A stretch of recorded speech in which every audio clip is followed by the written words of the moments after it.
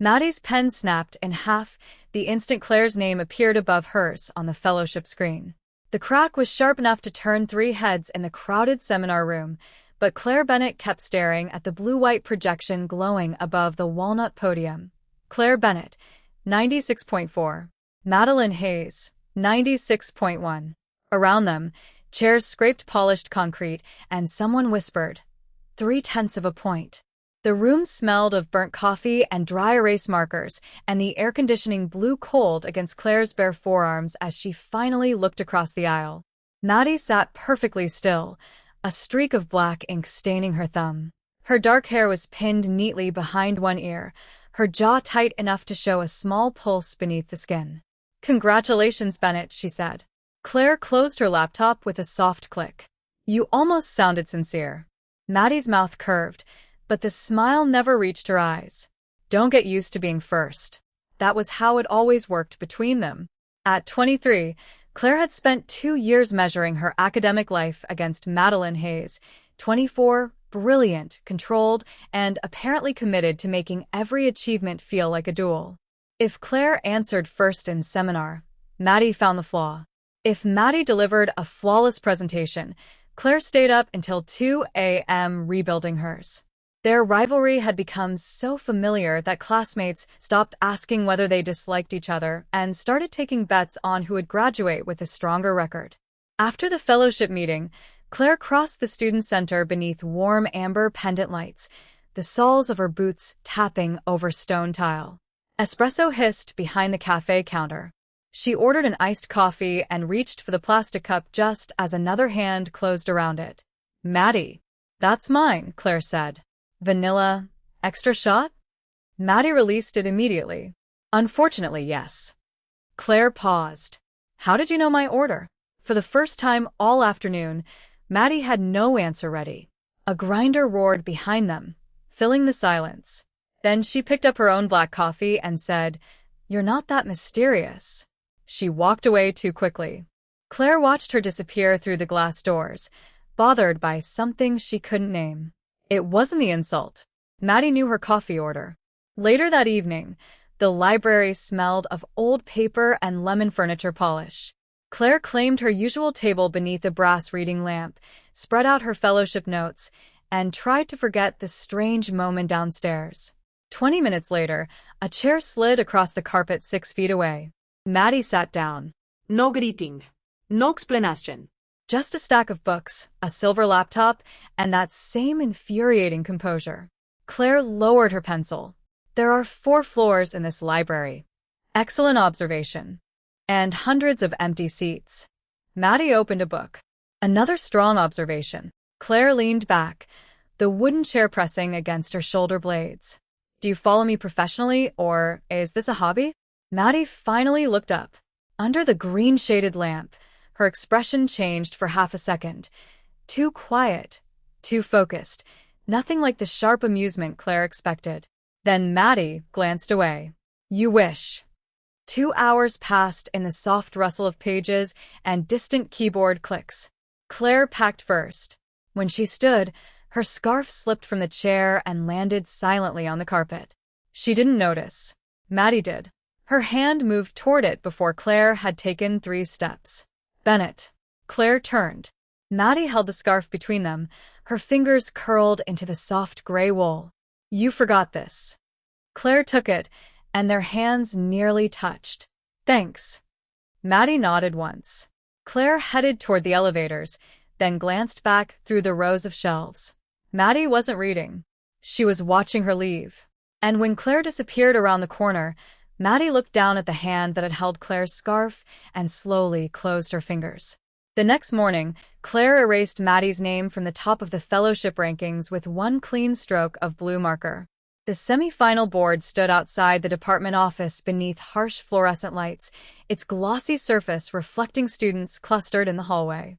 Claire's presentation score had pushed her lead from 0.3 to nearly 4 points. Behind her, a printer rattled. Someone tore open a granola bar, and the bitter smell of faculty coffee drifted through an open doorway. "That's dramatic," Maddie said. Claire capped the marker and turned. Maddie stood 10 feet away in a charcoal blazer, one hand wrapped around a paper cup. They told me to update the board. Of course they did. You could try congratulations. Maddie walked closer, heels clicking against the tile. Congratulations, Bennett. You successfully explained a policy model to 6 professors who already understood it. Claire smiled. Still scored higher than you. Maddie's cup stopped halfway to her mouth. That landed.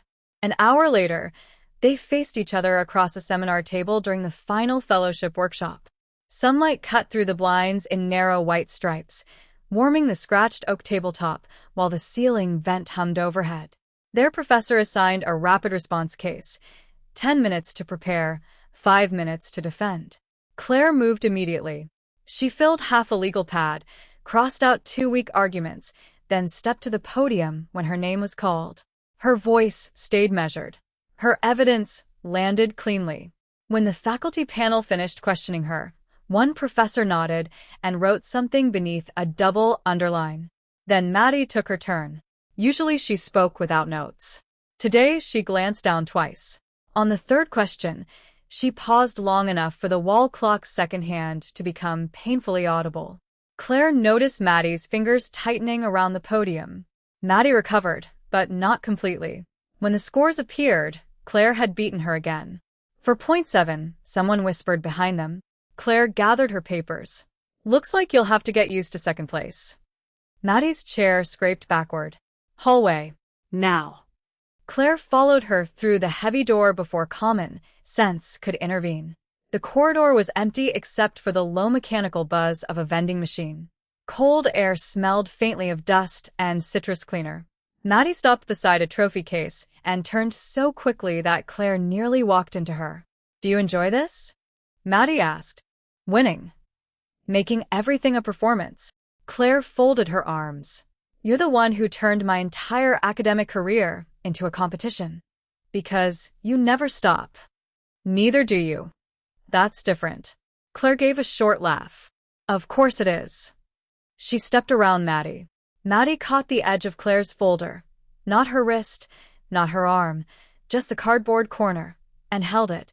Papers shifted inside with a dry whisper. Every time I think I've got you figured out, Maddie said, quieter now. You do something else.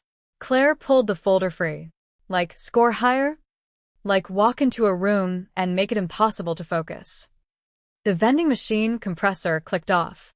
Silence rushed into its place. Claire's smile disappeared. Maddie seemed to hear her own words only after they were already between them. She looked toward the stairwell, then back at Claire. Forget it.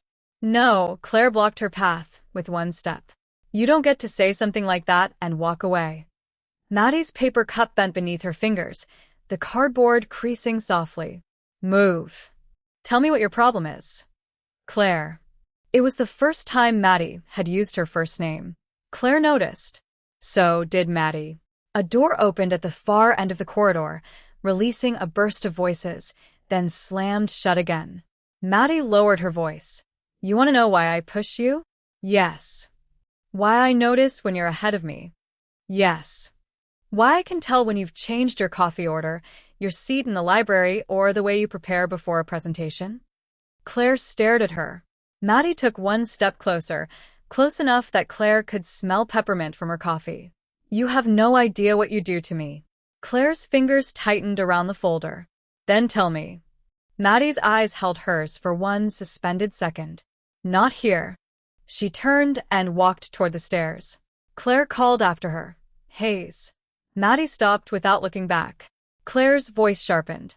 Next time you start this conversation, you finish it. Maddie slowly glanced over her shoulder. Fine, she said. Next time I will.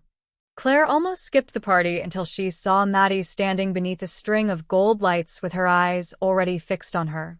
Music pulsed through the off-campus townhouse, bass vibrating through the hardwood floor while voices spilled from the crowded kitchen.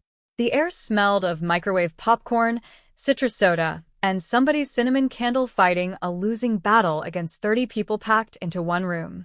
Claire had come because the fellowship semifinal was finally over and because staying home would have meant replaying Maddie's words again. You have no idea what you do to me. Then tell me. Next time I will. Maddie stood beside the kitchen island in a dark green sweater, turning a red plastic cup between her palms. She was supposed to be talking to someone beside her. Instead, her gaze followed Claire across the room. Claire deliberately walked the other direction. 10 minutes later, she reached for a bottle of sparkling water from an ice-filled cooler and heard Maddie behind her. Avoiding me? Claire straightened, cold condensation running over her fingers. You walked away from me. There were people coming. There are people here. Maddie glanced around at the crowded kitchen. Exactly. Claire twisted the bottle cap until it cracked, then stopped staring at me. Maddie's fingers tightened around her cup. I wasn't. You've been watching me since I walked in. A burst of laughter rose from the living room. Maddie looked toward it, giving Claire the smallest possible escape from her eyes. Maybe I'm studying the competition. You already know my coffee order. Maddie looked back. Neither woman smiled. Then someone called Claire's name from the living room, and the moment broke. By 11, the coffee table had been pushed against the wall, and a circle had formed on the rug. Claire hovered near the staircase until a classmate waved her over. Come on, Bennett. 7 minutes in heaven. Claire laughed once. Absolutely not. Scared. Maddie's voice came from the opposite side of the circle. Claire turned. Blue and purple light from a cheap party projector moved across Maddie's face, changing the color of her eyes every few seconds. Of this game? Claire said. Hardly. She sat. Maddie lowered herself onto the rug across from her. A glass bottle was placed in the center. Claire could hear its base scrape against the coffee table before someone spun it. Round after round, the bottle clicked over the uneven floorboards, stopping on pairs who disappeared laughing into the small coat closet near the entryway. Claire tried not to look at Maddie. Maddie made that impossible. Every time Claire glanced across the circle, those eyes were there, watching, waiting. The bottle returned to the center. Claire's turn. She leaned forward and gave it a hard spin. Glass flashed beneath the colored lights. The room blurred around it. The bottle slowed. Click, click, click. Its neck stopped directly in front of Maddie. The room erupted. Claire didn't move. Neither did Maddie. For once, there was no clever response between them. Just the pounding music through the walls and the faint clink of melting ice in Maddie's cup. No way, someone shouted. The academic death match finally gets interesting. Maddie stood. Spin again. A chorus of protests followed. Claire rose too. What happened to Scared? Maddie's head turned sharply toward her. Claire stepped around the bottle. Unless you only like competing when you control the rules. The laughter around them faded into expectant silence. Maddie set her cup on the table. Fine. She walked toward the closet. Claire followed before she could reconsider. Someone opened the narrow white door, releasing the smell of cedar hangers and clean laundry. Coats crowded the walls inside. A warm bulb glowed overhead. Claire stepped across the threshold, then turned as Maddie entered behind her. The door clicked shut. The party became a muffled vibration on the other side. Suddenly, there were no classmates, no rankings, no podium, no fellowship board. Just Claire, Maddie, and barely 3 feet of space. Maddie looked at her phone and started the timer. 7 minutes appeared on the screen. Claire folded her arms. You promised me an answer. Maddie slipped the phone into her pocket without breaking eye contact. I remember. Then finished the conversation. Maddie reached behind herself, turned the small lock, and let it click into place. All right, Claire. Her voice dropped beneath the muffled bass. 7 minutes. No walking away this time. The closet light flickered once as Claire said, Start talking, and Maddie suddenly looked less like her rival than someone cornered by her own secret. The space was barely wide enough for them to stand without brushing the coats hanging from both walls. Cedar and laundry detergent hung in the warm air, while bass from the living room pulsed through the door in dull, rhythmic thumps. Maddie leaned against the white-painted wood, arms folded. You always give orders? Only when someone owes me an explanation. I don't owe you anything. Claire glanced at Maddie's pocket, where the timer was counting down unseen. Then unlocked the door. Maddie's hand moved toward the lock. Claire expected her to turn it. She didn't. 5 minutes and 40 seconds, Maddie said instead. You're counting? I notice things. Claire gave a humorless laugh. That much is obvious. My coffee. My library table. My presentations. She stepped closer, forcing Maddie to meet her eyes. So, answer the question. Why do you hate me? Maddie's expression tightened. You really think I hate you? You challenge everything I say.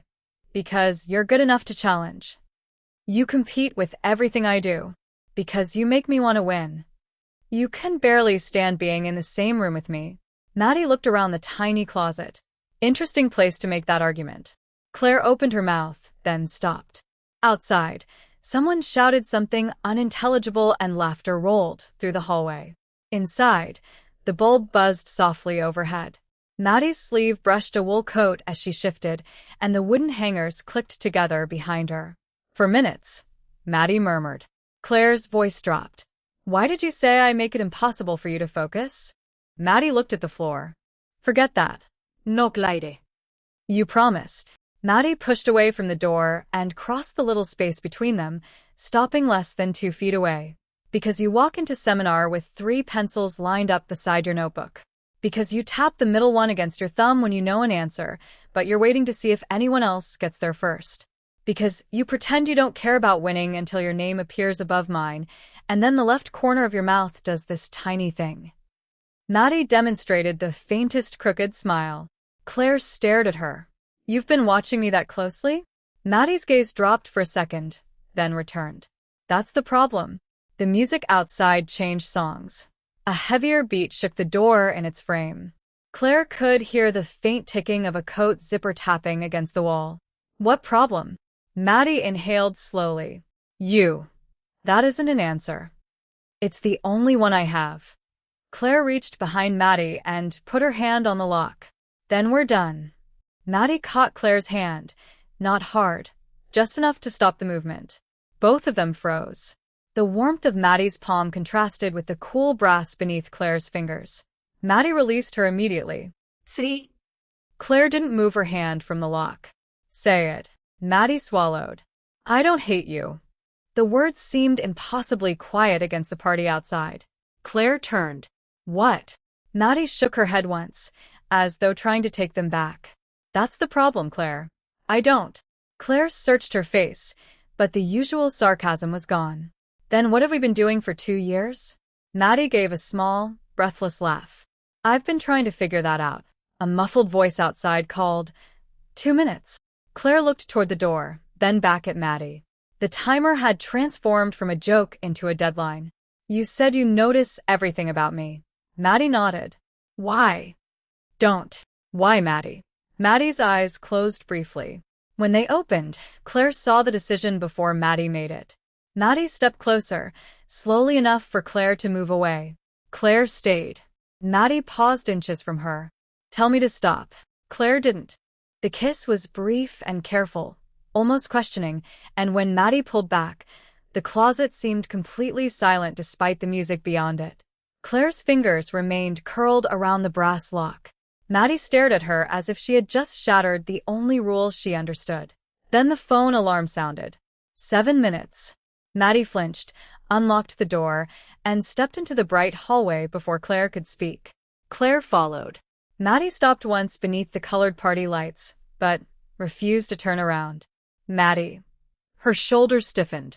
Claire touched her own lips, still trying to reconcile the woman walking away with the rival she thought she knew. Maddie finally looked back. That, she said, voice barely carrying over the music, is why I should have kept hating you. By Monday morning, Maddie had stopped arguing with Claire, and somehow that was worse. In seminar, pale sunlight spilled across the oak table while the radiator clicked beneath the windows, filling the room with dry heat and the faint smell of dust. Claire made a point about regulatory incentives and waited automatically for Maddie's objection. None came. Maddie sat 3 seats away, eyes fixed on her notebook, pressing the tip of her pencil so hard against the paper that it snapped. At lunch, Claire saw her cross the student center, change direction, and disappear through another doorway. By Tuesday, Maddie had skipped their usual library floor entirely. Yet Claire's phone kept lighting up. Maddie, can we talk? 30 seconds later, the message vanished. That evening, about Saturday, gone before Claire could answer.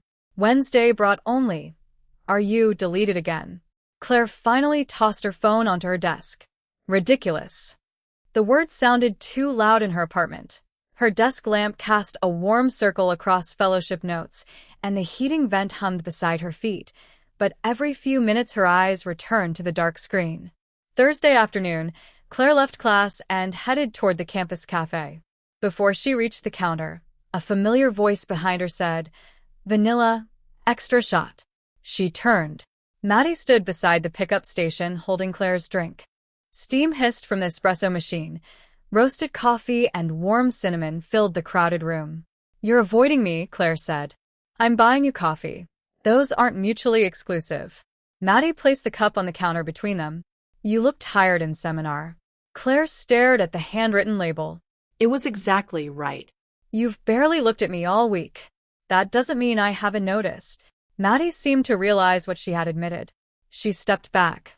Claire moved first, taking the coffee and blocking the narrow path between the counter and a brick column. No. "You don't get to disappear after kissing me and then show up with my exact order like nothing happened." Maddie lowered her voice. "People can't hear you." "Good. Maybe they can explain you." Maddie's eyes flashed toward Claire's mouth before snapping back upward. It lasted less than a second. Claire saw it anyway. "There," Claire said. "You did it again." "Did what?" "Looked at me like." Claire stopped. The grinder screamed behind the counter. Maddie gripped the strap of her bag. "Like what?" Claire stepped aside instead of answering. Forget it.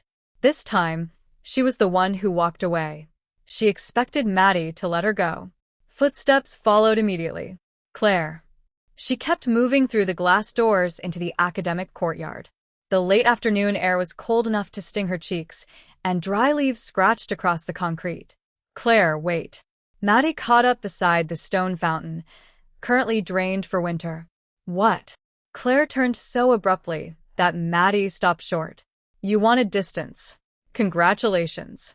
You have it." Maddie shook her head. "That isn't what I want." "Then what do you want?" Maddie opened her mouth, but Claire raised a hand. "Actually, don't answer unless you're going to mean it." Maddie went silent. Claire walked away. An hour later, she entered the library and climbed to her usual floor. The brass lamps cast green pools across the tables. Pages whispered beneath the low rush of ventilation. Claire stopped. Maddie was sitting at Claire's usual table. 2 coffees rested between their laptops. Claire approached slowly. "Seriously?" Maddie closed her book. "I tried staying away. For 4 days. It was terrible." Claire almost smiled, but Maddie continued. "I went to the science library yesterday.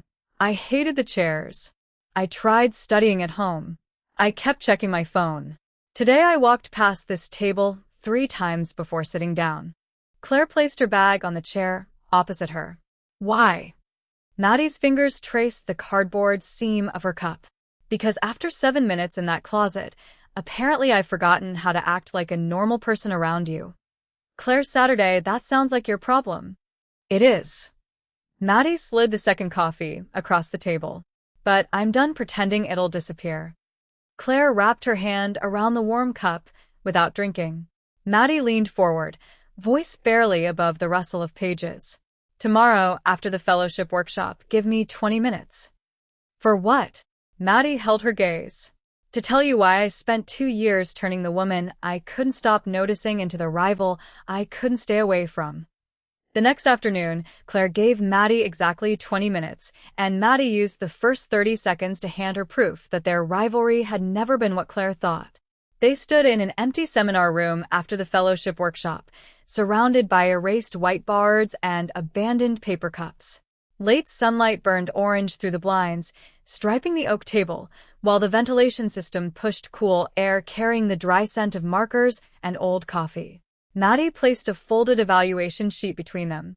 "Read the highlighted section." Claire didn't touch it. "You asked me here to explain yourself, not give me homework." Please. That word sounded strange coming from Maddie. Claire unfolded the paper. It was an evaluation from the previous semester, when a faculty reviewer had challenged Claire's research methodology and recommended removing her from an advanced fellowship track. Beneath the criticism was a written response from another student representative. The methodology is unconventional, not unsound. Bennett's underlying data supports her conclusion. Penalizing her for reaching the answer differently would weaken the program, not strengthen it. Claire recognized the precise, clipped phrasing before reaching the signature. Madeline Hayes. The fluorescent lights buzzed overhead. Claire lowered the page. You defended me? Maddie rubbed her thumb along the edge of the table. You were right. You could have let me get eliminated. I know. You would have moved ahead of me. I know. Claire pushed the paper toward her. Then why? Maddie didn't answer. Claire stood and grabbed her bag. 20 minutes was your idea. You're wasting them. She reached the door. Because competing with you was the only way I knew how to stay close to you. Claire stopped with her hand on the cold metal handle. Behind her, a chair scraped. Maddie was standing now. The first semester we met, you corrected me in front of Professor Wallace. You were wrong. I know. That's why it drove me crazy. Maddie took a step forward. Then I beat you on the next exam, and you showed up the following week, prepared like you were going into battle. So I pushed harder. You pushed back. Claire turned slowly. That explains competition, not everything else. No, Maddie's voice softened. It doesn't. She picked up Claire's evaluation and folded it carefully along the existing crease. I knew you took vanilla in your coffee because I was always in line when you ordered. I knew your library table because I kept choosing seats where I could see it. I knew when you were about to speak in seminar because I was watching you when I should have been watching the professor. Claire's bag slipped from her shoulder and landed against a chair with a muffled thud. For 2 years. Maddie looked directly at her. For 2 years. Claire crossed the room, stopping on the opposite side of the table. And you decided the solution was to act like you couldn't stand me? It worked. Did it? Maddie gave a small laugh with no humor in it. Until that closet. The memory hung between them. Cedar, muffled music, 7 glowing minutes on a phone screen, 1 careful kiss that had rewritten every argument before it. Maddie pressed both palms against the tabletop. Before Saturday, I could call it competition. I could tell myself I noticed you, because you were the person I needed to beat. And after Saturday? Maddie's fingers curled against the wood. After Saturday, I couldn't go 6 hours without checking whether you'd messaged me. Claire said nothing.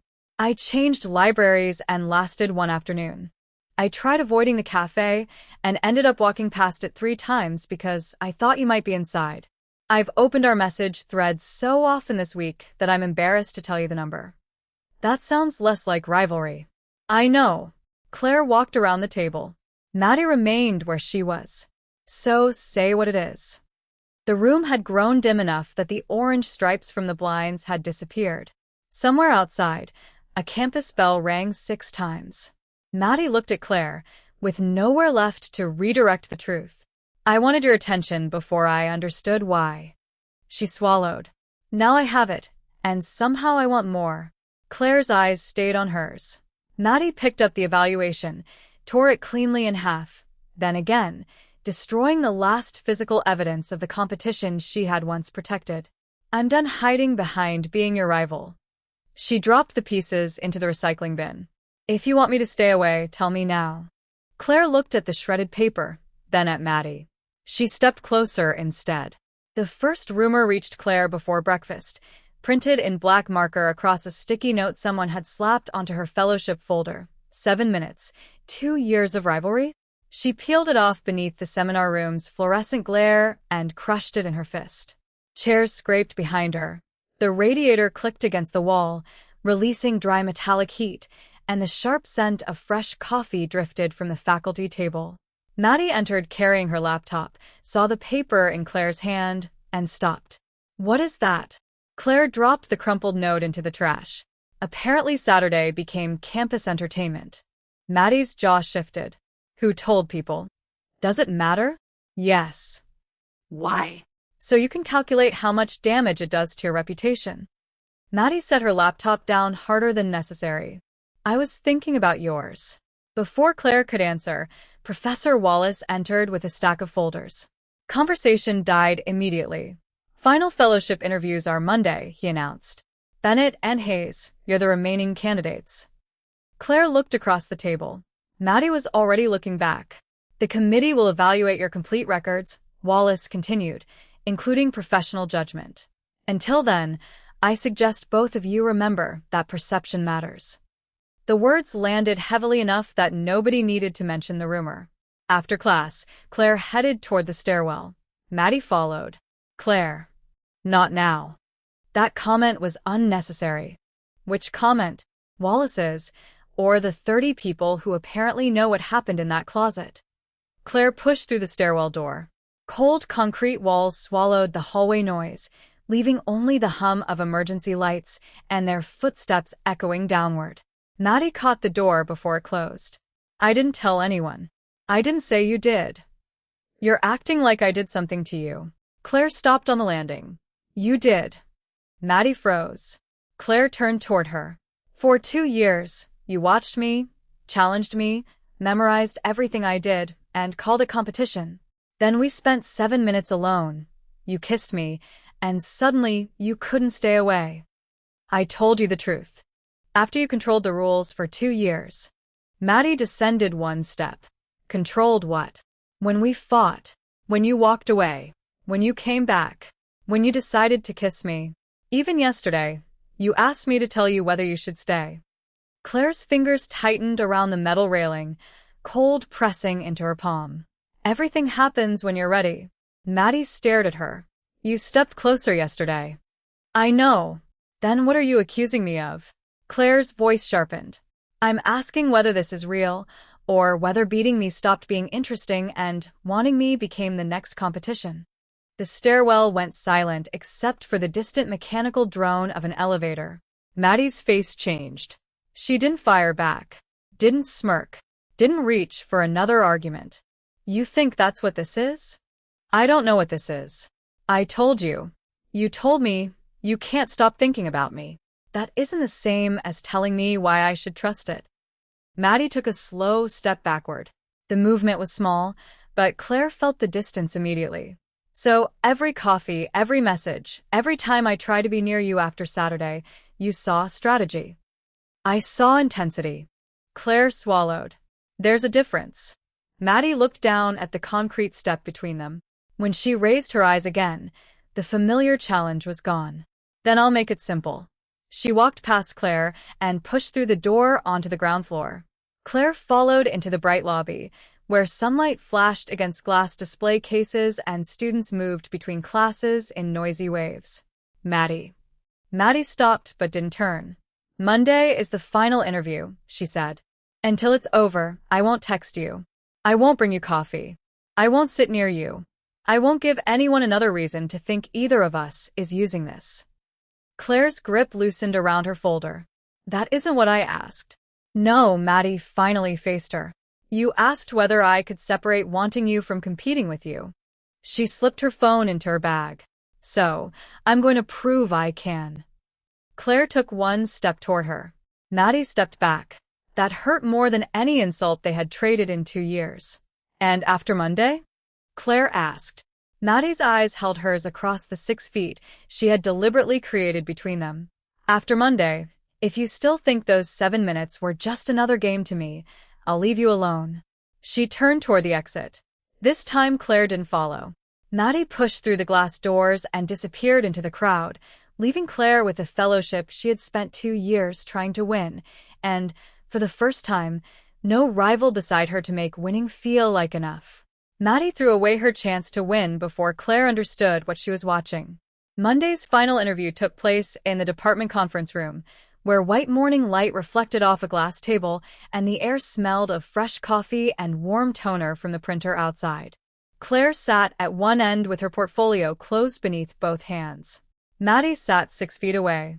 She had kept her promise. No texts. No coffee. No library appearances. Not even a glance that lasted longer than necessary. Professor Wallace slid the final case packet across the table. You each have 15 minutes. Paper whispered beneath Claire's fingers. The case involved a public funding model, and within minutes she had built her argument around the dataset in Appendix C. Maddie worked silently opposite her. When Claire presented, the committee listened without interruption. Then one reviewer tapped Appendix C. Your conclusion depends on these enrollment projections. Yes. Which appear inconsistent with the source table. Claire looked down. The numbers blurred for half a second. She checked them again. Her calculations were correct. The packet wasn't. Across the table, Maddie straightened. Professor Wallace frowned. Ms. Bennett, candidates are responsible for validating their materials. Those figures were supplied in the packet. Ms. Hayes used a different projection. Every face turned toward Maddie. She could have said nothing. Claire saw at the exact moment she understood that. If Claire's analysis failed, Maddie's path to the fellowship opened cleanly. Maddie closed her laptop. Because my copy has different numbers. Wallace looked up. Excuse me? Maddie stood, crossed the room, and placed her packet beside Claire's. The paper edges clicked against the glass. Appendix C. Bennett received an outdated version. Wallace compared the pages. Silence settled beneath the low hum of the ceiling vent. How did you notice? Because I checked her figures while she was presenting. One reviewer raised an eyebrow. You were evaluating your competitor's work during your own final? Maddie looked at Claire for the first time all morning. I know how she calculates. The mistake wasn't hers. Wallace removed his glasses. Ms. Hayes, correcting this eliminates a material advantage in your evaluation. Then eliminate it. Claire's fingers loosened from her portfolio. Maddie returned to her seat. She had just surrendered the easiest victory she would ever get. 40 minutes later, the interviews ended without a decision. Maddie left first. Claire waited 3 seconds, grabbed her bag, and followed. Outside, rain had turned the stone walkway dark and glossy. Water rattled against metal bike racks, and cold air carried the smell of wet leaves across the quad. Maddie was already halfway down the steps. Hayes! She kept walking. Claire ran after her, shoes splashing through shallow puddles. Maddie! This time Maddie stopped. Rain dotted her dark hair and shoulders. You promised you'd leave me alone until after the interview, Claire said, catching her breath. The interview is over. That isn't what I mean. Claire stepped in front of her. You could have won. Not like that. You didn't even hesitate. Maddie looked toward the gray buildings beyond Claire's shoulder. What did you expect me to do? 3 days ago, I accused you of turning me into another competition. Claire moved closer. Today you gave away the advantage. Because you earned your place. This isn't about the fellowship. Maddie finally looked at her. Rain ran from her temple to her jaw. No, she said. It hasn't been for a while. Claire's voice lowered. Then tell me what Saturday actually changed. Maddie exhaled, a small cloud forming in the cold air. Nothing. Claire went still. Maddie stepped closer. That's what I've been trying to tell you. Those 7 minutes didn't create this. Rain drummed against the canvas awning beside them. They destroyed my excuse for it. Claire said nothing. Before that closet, I could call it rivalry.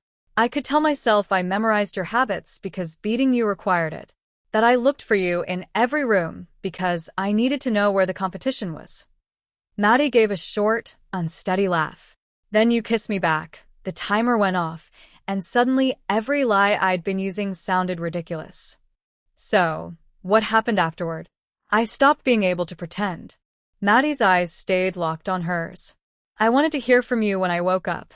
I wanted to know where you were. I wanted your attention when I already had too much of it. And every time I tried to stay away, I found another reason to come back. Claire took another step until barely a foot separated them. You called that a problem. Because it scared me. And now. Maddie glanced toward the building where the fellowship decision was still being made. Then she looked back at Claire. Now I'd rather lose honestly beside you than win by watching you fall. Claire reached out and took Maddie's cold hand. Maddie stared down at their joined fingers. After the committee announces its decision, Claire said, don't disappear. Maddie looked up. Why? Claire tightened her hand around hers. Because when this rivalry ends, you and I are finally going to decide what began in that closet. The fellowship decision arrived at 4:17 p.m., but Claire read Maddie's face before she read the email. They were standing outside the department office beneath warm recessed lights, surrounded by the faint smell of printer paper and coffee, when both phones buzzed almost simultaneously. Maddie pulled hers out, glanced at the screen, then looked straight at Claire. Well? Claire asked. Maddie turned the phone around. Congratulations, Ms. Hayes. Claire's own message began differently. Thank you for your exceptional candidacy. For 2 years, those words would have felt like defeat. Now Claire slipped her phone into her coat pocket and said, Congratulations. Maddie didn't smile. Claire, don't. Claire stepped closer. Don't ruin your win because you think I need you to apologize for earning it. But you corrected that packet when staying quiet would have guaranteed this. Claire tapped Maddie's phone lightly. You won after giving me a fair chance. So take the win, Hayes. The corner of Maddie's mouth lifted. You're taking this suspiciously well. I'm Valvin. Terrifying. Claire laughed, and the sound seemed to change something between them. No scoreboard. No professor watching. No reason to sharpen every sentence into a weapon. She reached for Maddie's hand. You promised not to disappear after the decision. Maddie's fingers closed around hers immediately. I'm here. Good. Claire drew her toward the quiet end of the hallway, where late sunlight turned the windows gold. The glass felt cool beneath Claire's shoulder when she stopped. There's something I owe you. Maddie waited. Claire looked at their joined hands. I blamed you for hiding behind the rivalry. She rubbed her thumb once across Maddie's knuckles. I was hiding there too. Maddie's expression stilled. What do you mean? I knew when you entered a room. Claire met her eyes.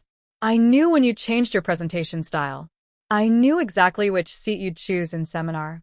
And every time you challenged me, I told myself I wanted to beat you. A quiet laugh escaped her. Turns out I also wanted you looking at me. Maddie moved half a step closer. Claire Bennett, are you admitting you liked your rival? Don't make me regret this. Impossible. Maddie. Sorry. She wasn't sorry. Claire could see it in the smile she was trying unsuccessfully to suppress. Saturday didn't create this for me either, Claire said. It just made pretending harder. Maddie's smile faded into something softer. So, what are we now?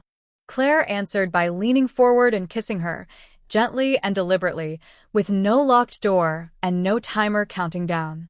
When she pulled back, Maddie stared at her for 1 second before laughing under her breath. That's your answer? Part of it. What's the rest? Claire squeezed her hand. Dinner. Friday. No competition. Can I choose the restaurant? Absolutely not. There she is. 3 months later, another end-of-semester party filled the same townhouse with music, colored lights, and the smell of cinnamon candles. Claire walked into the living room carrying 2 sparkling waters and found Maddie beside the familiar coffee table. The old glass bottle sat in the center of a laughing circle. Maddie spotted Claire immediately. Of course she did. Even now, with the fellowship consuming her weekdays and Claire preparing for a policy internship, Maddie still noticed everything. When Claire changed earrings, when she skipped lunch, when she needed coffee before speaking to anyone. The difference was that she no longer disguised attention as hostility. She crossed the room, took her sparkling water, and slipped her free hand into Claire's. Someone beside the bottle grinned. Rematch? 7 minutes in heaven. Maddie looked at Claire with exaggerated seriousness. I believe we have unfinished business. Claire glanced toward the little white closet door. Last time you ran away when the timer went off. I made a tactical error. Still turning everything into competition? Only when I know I'm going to lose. Claire laughed as Maddie led her toward the quieter hallway, away from the game rather than into it. At the closet, Maddie stopped and touched the old brass lock with 1 finger. 7 minutes, she said. That's all it took to destroy 2 years of pretending. Claire shook her head. No. 7 minutes only made us finally tell the truth. Maddie looked at the woman she had once challenged just to keep close, then intertwined their fingers and walked past the closet with her. There was no locked door this time, no rivalry to hide behind, and no clock at all, because 7 minutes had ended the game, and everything after belonged to them.